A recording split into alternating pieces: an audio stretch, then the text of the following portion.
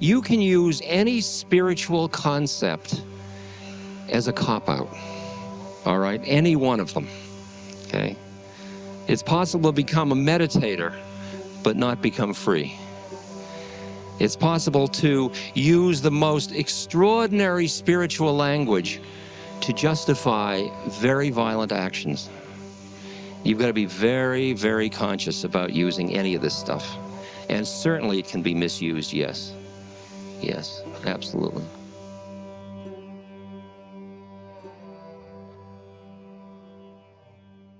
Hey everyone, it's Raghu, back with Ram Dass Here and Now. And there's a wonderful talk that includes a bunch of different Q&A questions that Ram Dass. I always love these because he gives such exquisite answers and so on. So, but before we get there, just want to do a shout out for Magic Mind, that wonderful elixir that many of you have heard about over many months on Be Here Now Network. And my testimonial for it is simply, it inspires motivation and focus, right? This daily little bottle of elixir is amazing. So, and for those of you who have not tried it and want to try it, they're giving us a wonderful discount, generous discount. You go in and you use the code RAMDAS, which everyone will remember, and you go to magicmind.com/RAMDAS, and they'll take care of you. They really do take care of you, and so does their elixir. It's marvelous. All right, I want to do one other little announcement, which is, for those of you who do not know, we have now started producing and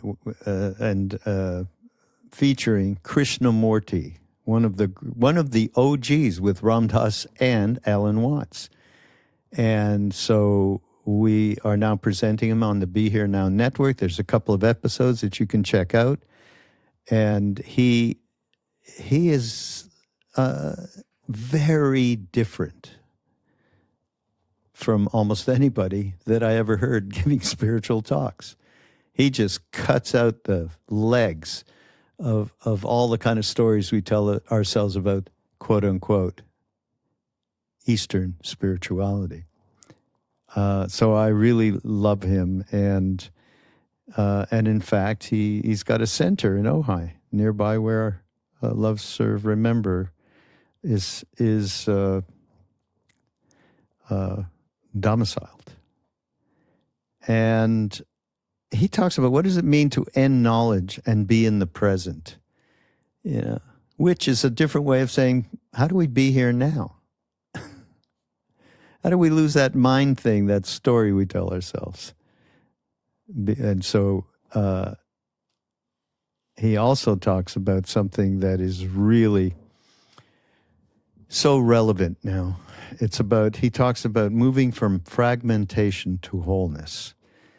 And I just think that is so important enough so that we at Love, Serve, Remember, and Ram Dass and all of our friends Be Here Now Network are going to be doing different events through courses and books and retreats and so on, just addressing that fragmentation, that divide, that polarization that starts inside ourselves, right? Just look at the way we talk to ourselves. It's not very nice.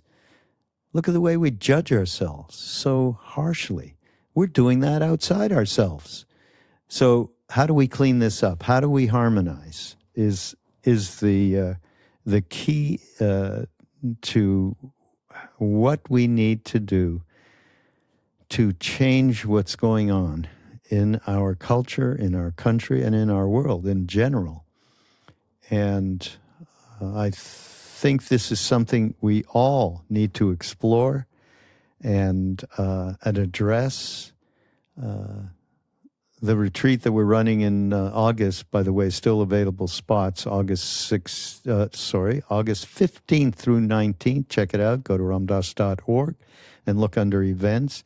It's about finding harmony in the divine.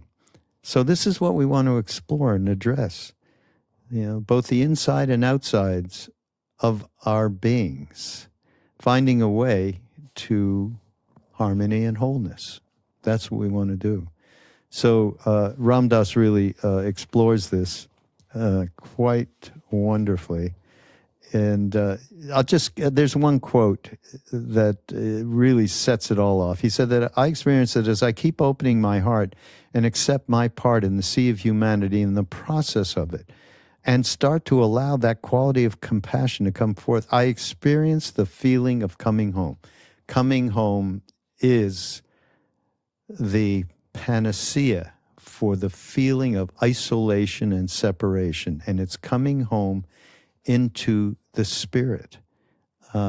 That was all my comment, by the way. And Ram Dass goes on to say, I feel like I come home into family, I come home into place, I come home to the harmony of things.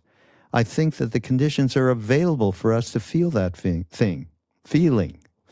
I think as each individual feels it, then they become an instrument through which others feel it. I think it's a heart-to-heart process of coming home into that feeling of being at home, which is what happened with us when we followed Ram Dass back to India. Went the second time to see Maharaji Neem Karoli Baba. And here we saw and experienced, a completely harmonized being. There was no us and them. There was no inside or out. And we felt at home. So that to me is the key. But we're going to explore all this stuff coming into actually for the whole year. We're going to be doing it one way or the other. These times are really, really difficult, and we all together have to address it. So this is Ram Dass Here and Now. I'm glad to have joined you, which I do more infrequently these days.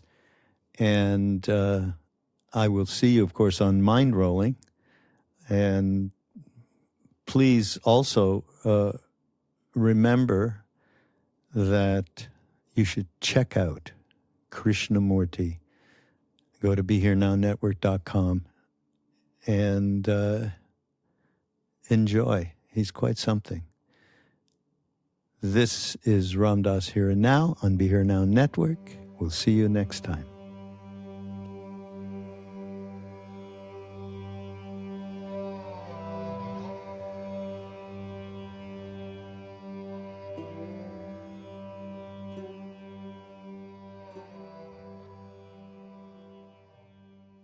Anything at all. You can raise them, and I'll be happy to work with whatever you raise. Hands. Yes. About Emmanuel.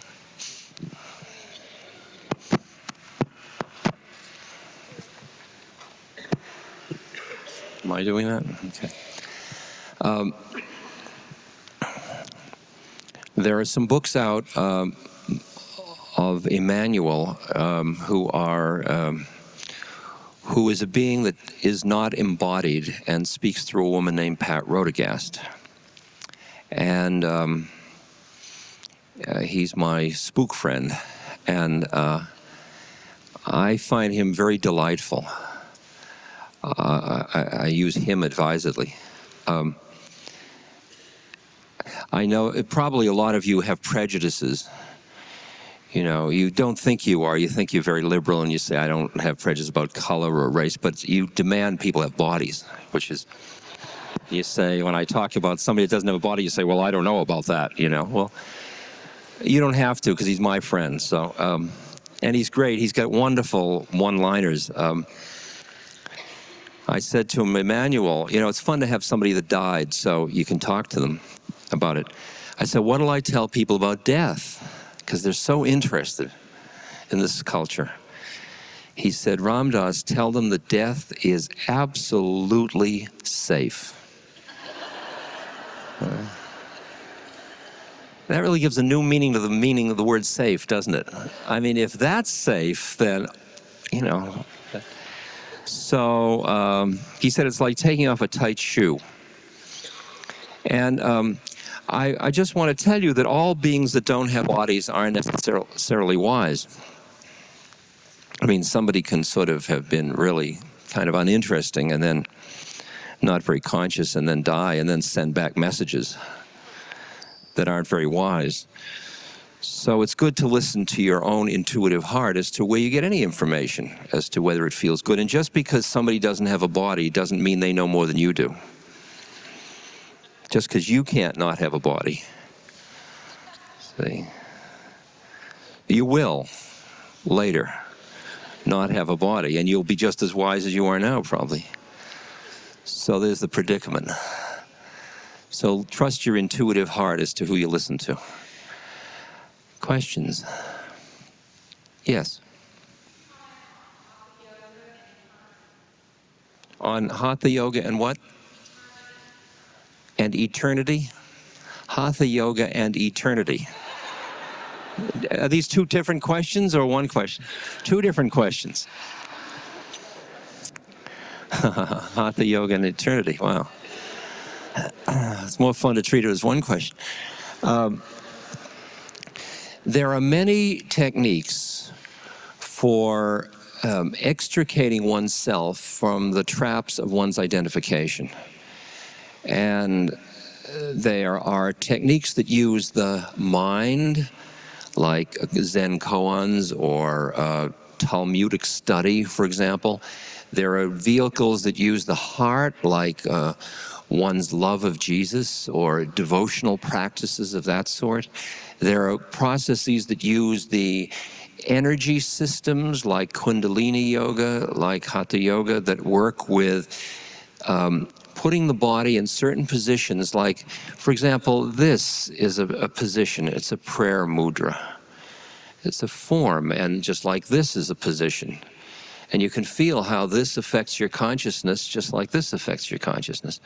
And all of these different forms are ways in which, when you do Hatha Yoga correctly, it's not just for body beautiful or toning up your body.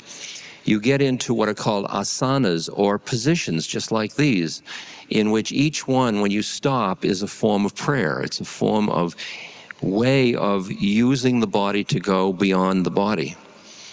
And these are all just different routes, different strokes for different folks, different routes through to living truth as well as you can do it. The issue of eternity. Any concept is just a concept. So the concept of eternity as well. And because eternity still has the implication of time in it. And who you are is not in time. Who you think you are is in time. And who you think you are is concerned about how long it'll last. See? And you'll think about eternity as a dimension of time. But who you are isn't in time, and so eternity is just another thought form. It's not any more relevant than that, really. So I think what you learn as you start to work with your consciousness is how to work with planes of reality and planes of time and different dimensions of time, and move in and out of those dimensions of time until you find that spacious awareness in you that is not in time, that is not born, that doesn't die, that's not coming, that's not going, it's not doing anything. It's just, see, that's not eternity. It's not nothing. It's the product of nothing training. See, when you go into nobody training, then somebody lives in time, but nobody doesn't. Only you would understand this weird language. See how we joined the shared psychosis? Questions? Yes.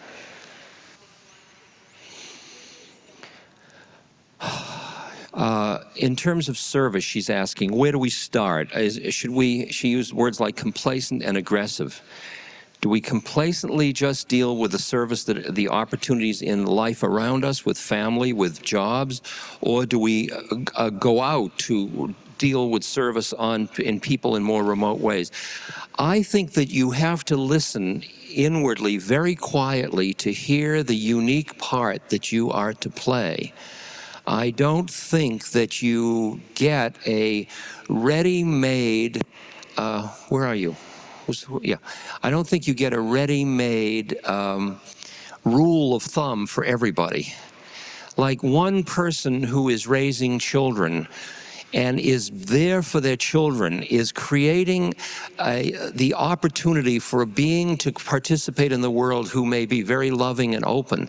And that may be the way that person is serving through their child. For another person, they love their child and they're working with it, but then they are also doing something for Amnesty International or for some homeless group. As you quiet down and listen, you feel more and more the way in which you are connected to all things. And as you do, out of that comes the appropriateness of your next act. The part of the mind that says, I ought to do this or I should do that, is a funny trap you got to be careful of, because you end up in the world of should. And the world of should is very harsh. It's where the mind is a little ahead of where you are. You're busy modeling how you ought to be good. They say in some traditions, out of emptiness arises compassion. And it's out of a resting in quietness that you begin to feel, oh, I must do this, or oh, this just follows from me. So it's a little bit of a timing process in where we hear what we have to do. Right? Sir?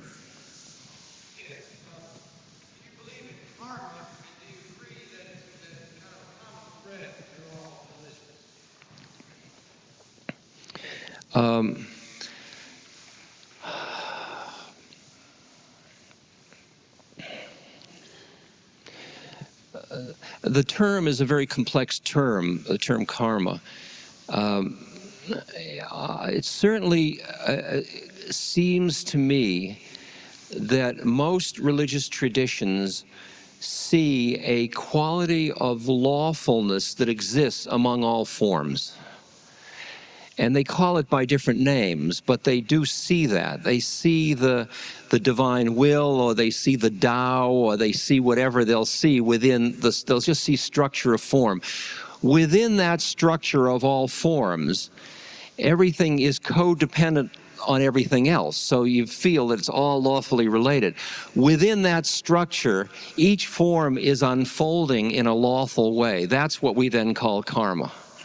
So I would say that the only place where religious traditions differ is whether they focus where they place free will. It's interesting.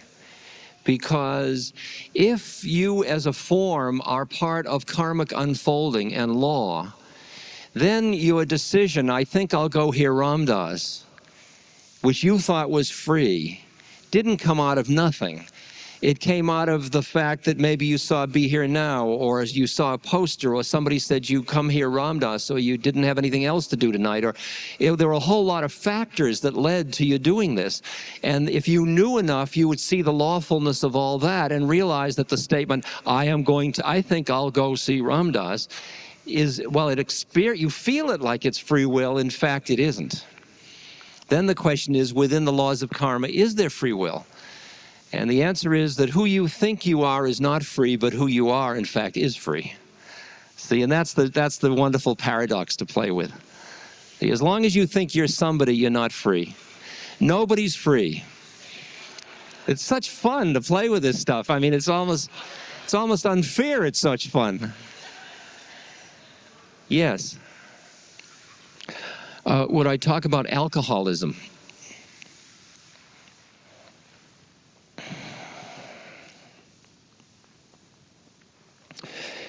Each of us is predisposed through some concatenation of genes, endocrine system, parents, family experiences, whatever it is, to be addicted in different ways to different things.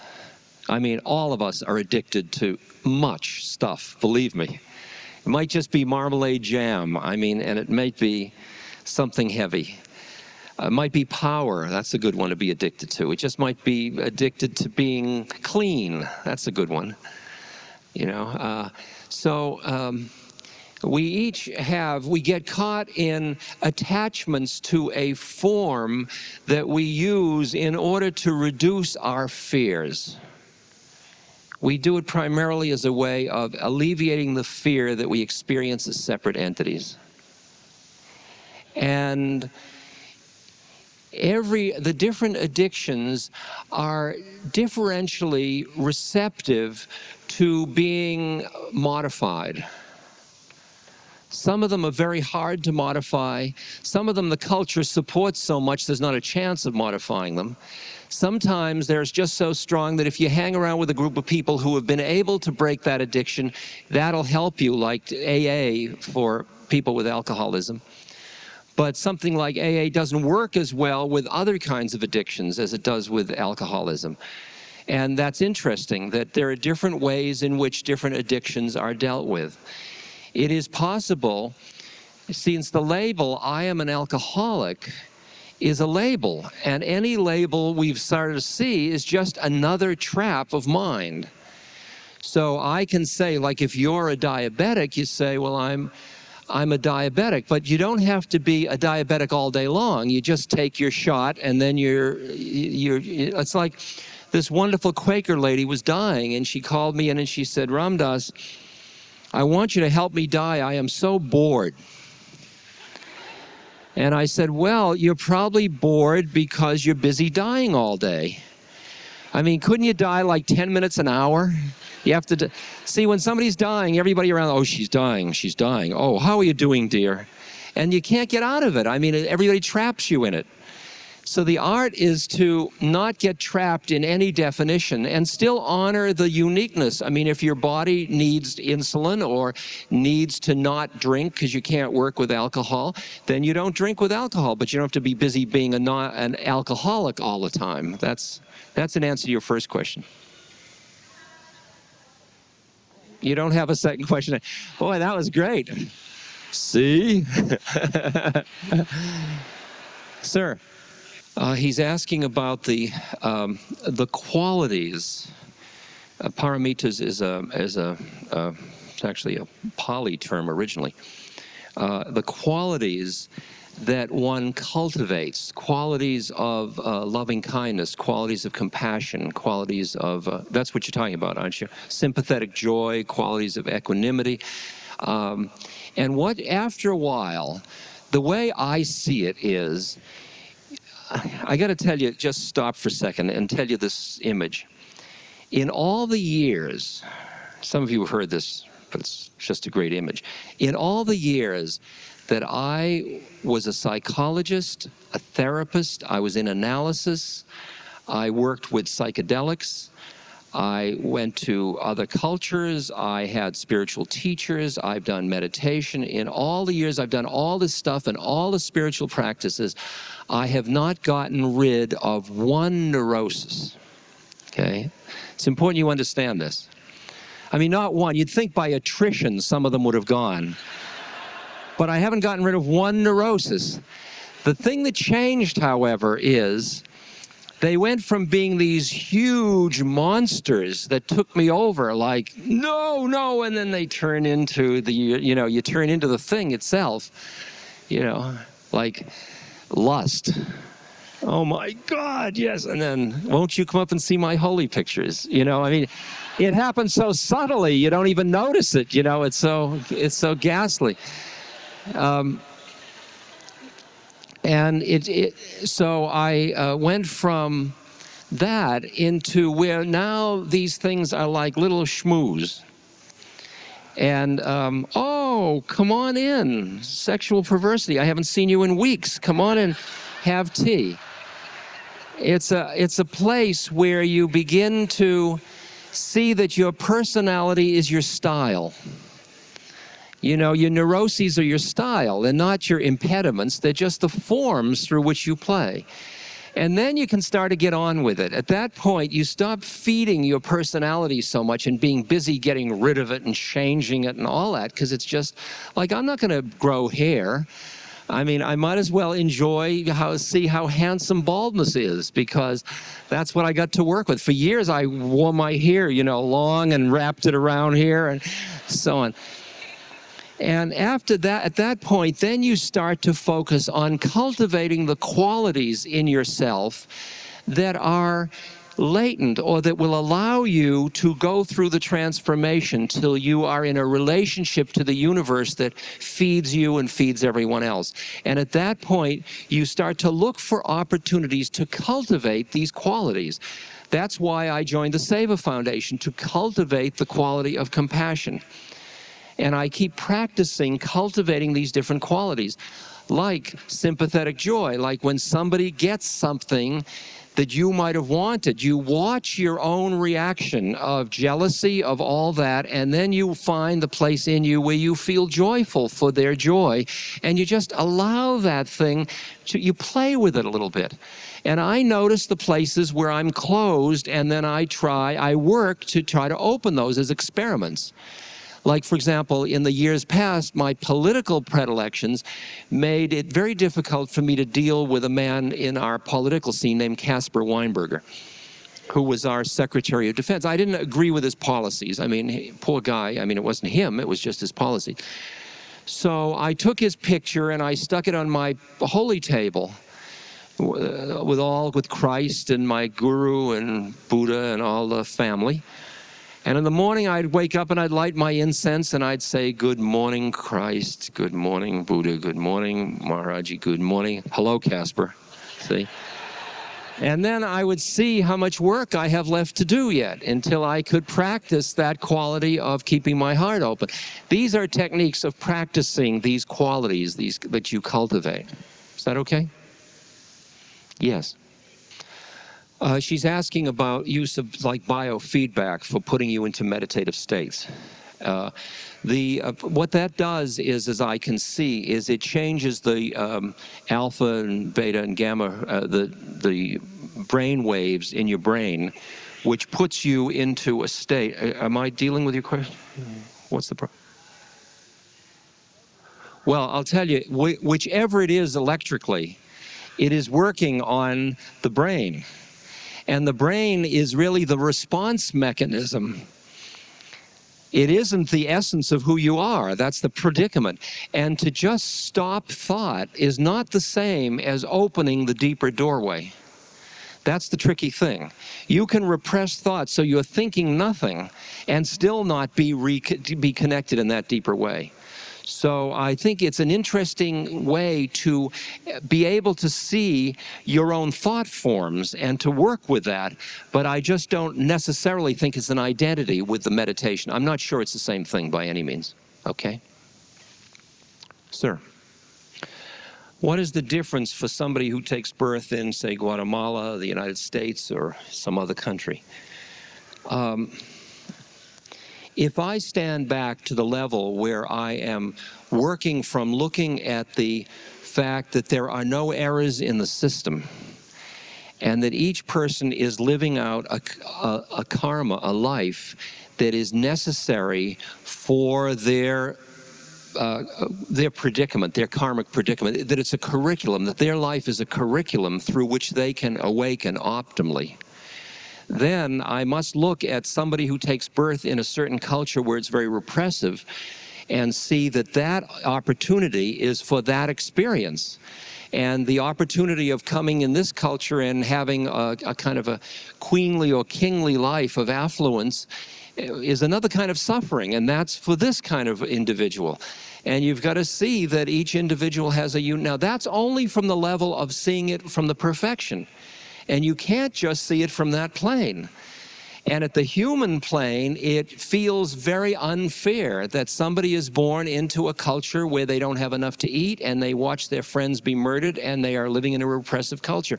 And you do the best you can as a human to relieve that suffering, even though at the other level you understand that it is indeed karma. and that their karma involves that they were born there, but it may also involve that your heart was open to do something to help them. That's also part of the karma. Do you hear what I'm saying? That your heart is part of the lawful nature of the whole process. It's a very subtle and interesting question. Yes.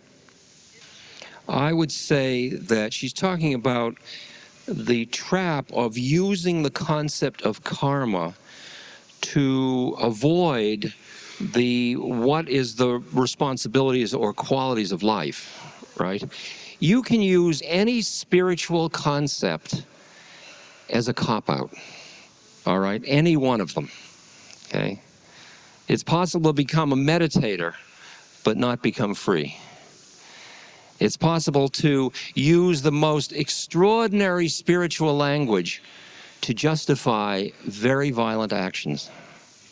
You've got to be very, very conscious about using any of this stuff. And certainly it can be misused, yes. Yes, absolutely.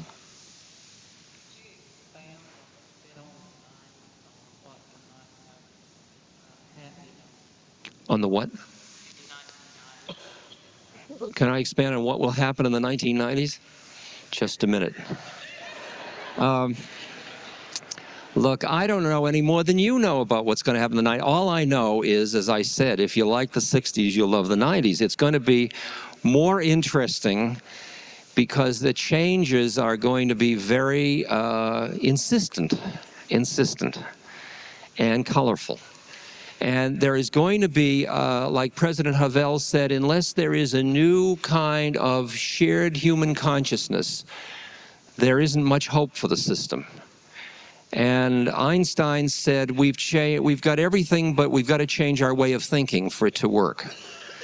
And these are the things that are up for grabs at the moment. And the 90s and the whole idea of the millennium and all that precipitates stuff. Those concepts, the last decade of the millennium, all that precipitates stuff happening more quickly. And so I can feel it'll be a very fertile and alive and interesting period, okay? Yeah. Are we going to experience a homecoming? I'll tell you, I experience that as I keep opening my heart and accept my part in the sea of humanity, in the process of it, and start to allow that quality of compassion to come forth and the kind of that quality, I experience the feeling of coming home. I feel like I come home into family. I come home into place. I come home into the harmony of things. I think that the conditions are available for us to feel that feeling. And I think as each individual feels it, then they become an instrument through which others feel it. I think it is a heart-to-heart process of coming home into that feeling of being at home. Because the statement, like I remember being in a motel on tour. I had been on tour for about 6 months. And I was in a motel, and after that, a few later, I was going to go back to a place that was my base camp, that was sort of my apartment. And I thought, I came in and I sat down in this, I don't know whether it was a Motel 6 or a Ramada Inn or something. It was a plastic place with predictable qualities to it. And I sat down and I thought, you know, only 2 more weeks and I can go home. And then I thought, isn't that a bizarre concept? Why aren't I home now? Because since I'm on the road most of the time, I'm always not being home. So I got up and I walked out of the motel door, closed the door, I walked down the corridor, and I came back and I opened the door and I yelled, I'm home. You know that feeling of I'm home? And I came in and I said, I'm home in the universe. If I'm not home now, when will I be home? And it did something to my consciousness.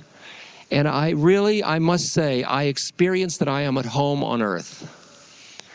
And then behind that, I experienced I am at home in the spirit.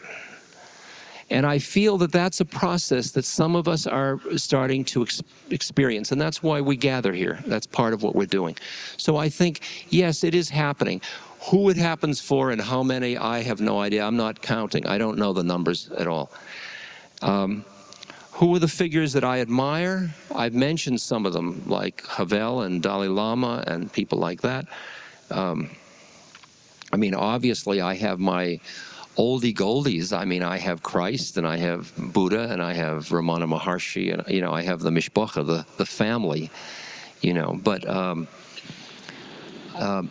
it's interesting because as you proceed, you realize you can't imitate somebody else's journey. And what they turn into are spiritual friends for you. But you realize you can't become a Gandhi, and you can't become a this or a that. You've got to become you. That your contribution is to be a perfect you. You're free through your own perfection. Through your own, not perfection, but through your own approaching impeccability in the way you play. And then you feel at home, and you feel, so ultimately, yeah, so you hear that. Yes. Is there something you can do to cultivate the intuitive heart? To make it happen? What you do is you practice listening to it.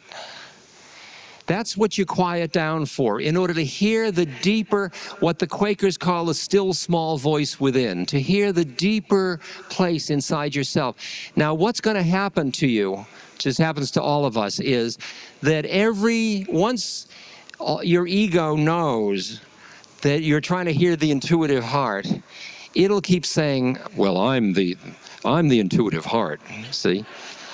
And you will be had again and again and again and again. And all you can do when you fall on your face is get up, brush yourself off, and listen again.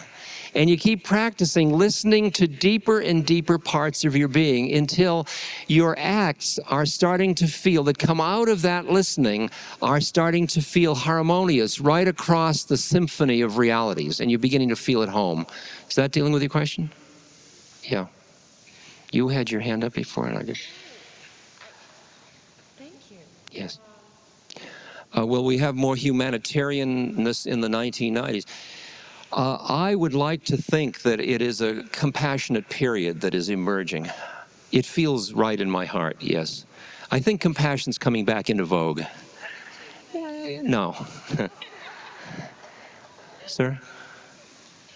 How do you deal with the seductive appeal of intensity?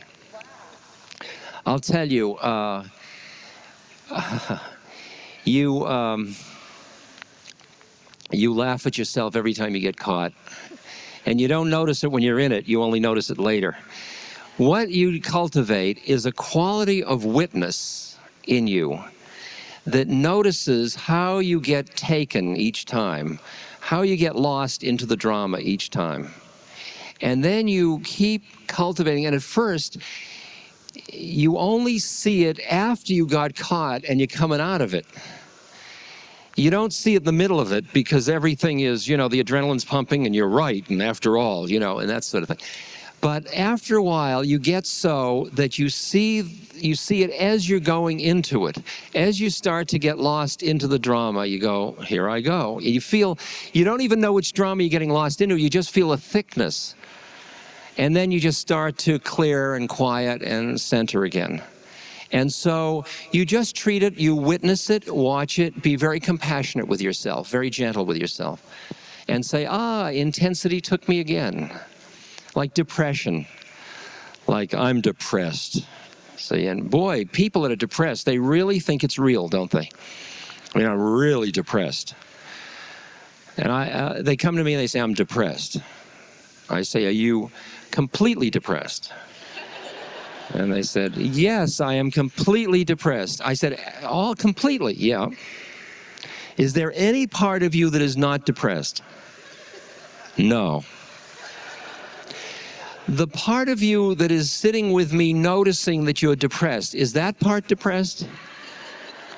No, that's just noticing depression. Aha. See? And that's maybe 1%, and the other 99% is depressed. That's the 1% you start to play with. You just keep cultivating that part of you that is the bigger context from which you see the drama. This podcast is brought to you by the Love Serve Remember Foundation and ramdas.org. We appreciate you listening, and we appreciate all the support that you've given us. Please continue that support and donate at ramdas.org. We can then continue to share what Ramdas has been sharing for all of these years.